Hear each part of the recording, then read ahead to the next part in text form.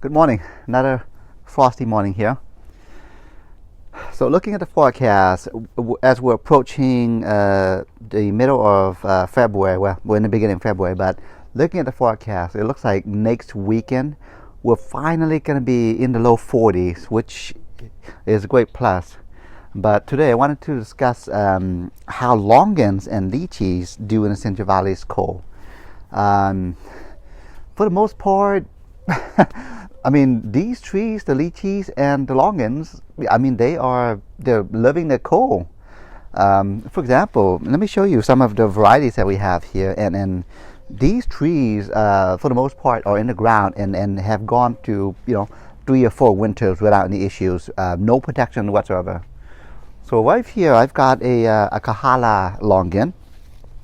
Been in the ground. I want to say this is the 4th year now, but it's looking phenomenal.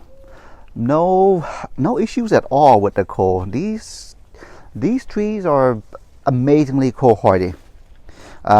Same with the summer as well. These guys can take our summer. So the thing with the longans in general is the fact that they can alternate when it comes to food production. They can go a year without producing the fruits, and then the following year they just give you a bunch of fruits. So they can alternate. So don't freak out if that's been your case. So a couple more longans back here. In this little section right here, I have 3 different varieties of longans. This one right here in a container, just because I am literally out of space, is another Kohala. The Kohala varieties, I should mention, were developed in Hawaii. Although they originate from Hawaii, they do phenomenal here in Central Valley. Again, no issues at all with the frost. It is looking awesome. The variety that's to the left of it is this tall guy here. This is a Biew longan, native to Thailand. And then right in front of it is another longan. This is also another one that's native to Thailand. This is what's known as a Chompoo. If you've noticed the 3 varieties, these are very likely the most common varieties that you'll find in your local tropical nurseries. But if you've noticed the 3 varieties, there are certain characteristics that you can kind of derive from them. Kohala, not very tall. I mean, it grows more of a bush. Whereas the Biew, I mean, this guy just wants to go vertically high. I mean, this is a tall tree. And then you've got the Chompoo, short and stubby, slow growing. He's actually been in the ground for 3 years. Most longans, with the exception of the Biew, are going to be pretty slow growers. So a few more here.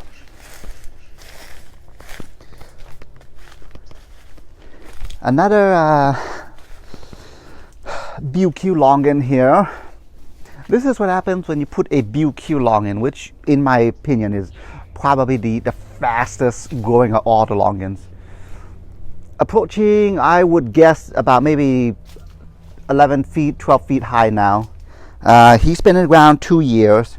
But yeah, this is what happens when you put a Biew longan in the ground, and then the mycorrhizal network just kicks in and it just explodes in growth. But yeah, Biew longan. Got another longan back here actually. This longan was actually among the first ones that we've put in the ground. He is another Kohala longan. As you can see, I mean, he's back here mostly shaded. Longans, they do fine in the shade. They still will produce. But preferably, if you can, full sun would be better. But they do okay in the shade. More longans. The reason why I've got so many longans is just the fact that, I mean, they do so well here that I just have a bunch of them. and they're not very productive. I mean, you'll get a good amount of fruits from each tree, but it's not gonna be like a star fruit or wax Chompoo. So another vertically tall tree here. This is obviously a Biew Kiew. And then I've got another short stubby low Longan here. This is a Lychee Chompoo. I should mention that the cool thing about the Lychee Chompoos is the flesh is a bit, has a tint of pink in it. That's, I believe in the word shampoo translates from Thai to English is pink. Don't quote me on that. I believe that's what it is. So more Longans. Another Kohala Longan in the ground. Story about this particular tree. When we've planted it, actually, when we got this from Mimosa 4 or 5 years ago, we were told it was a lychee. It's not. It turned out to be a Longan. And here it is, the very first Longan that we've planted in the ground. This guy right here. When we planted it in the ground 5 years ago, I want to say it was maybe a foot high. So this is 5 years worth of growth. Not the fastest growing trees in the world. So that's why I'm able to, plant a bunch of them here. They make a great understory tree. So right in front of it is a Brewster lychee. Same family as the Longans. The thing with lychees is when you look up the internet, you'll see a lot of conflicting information about the trees and the core hardiness. But from experience, these guys actually need the coal. I mean, they need, it's not quite a chill hour thing, but they would like an area that has some coal, which makes the Central Valley perfect for these for these trees. Not a big fan of the sun, mind you. That's why I've got them situated back here, mostly in filtered sun. Loves the heat, just not direct sun. And the thing too with lychees in general is they would prefer a lot of humidity, something that unfortunately the Central Valley we just don't have. So if you're able to create a little microclimate with some humidity in them, they will give you a lot of fruits. In fact, I've actually have another lychee in here. So that was Brewster. I've got another lychee in here that's I will be putting in the ground. It's a Kamana lychee. The thing with lychees in general is you really do not want to grow them from seed. Let me show you what I mean by that. Although they do propagate very easily from seed, both the lychees and the Longans. This is what happens. So these were lychee volunteers. They germinate quite easily, and even seedlings, I mean, no problem at all with our winter. The only downside with seedlings and lychees in general is you're talking 10 to 25 years before it starts producing fruits for you. So that's the downside.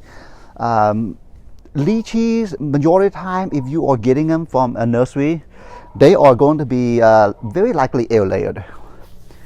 So that's lychee for you. So now I'm going to go and take you to the front where I've got a few more examples to show you. Front yard. So again, just because, Longans and lychees, they do so well here, I've got a bunch of them. Another Kohala right here, planted mostly in full sun. It's doing phenomenal. I've got a few more. A Kohala back here, mostly in the shade, as you could see. Also doing phenomenal. Yeah, these guys are just so underrated here in the Central Valley. I mean, you can get away with the cold and the heat. And I believe I've got one more up here. Yeah, the cool thing with the Kohalas in general is they are among the sweetest varieties, and they just happen to do really well here in the Central Valley. So another one right here. I mean, phenomenal looking foliage. I mean, this guy is a champ when it comes to the Central Valley. Another Kohala. This was actually also one of the first trees that we've put in the ground.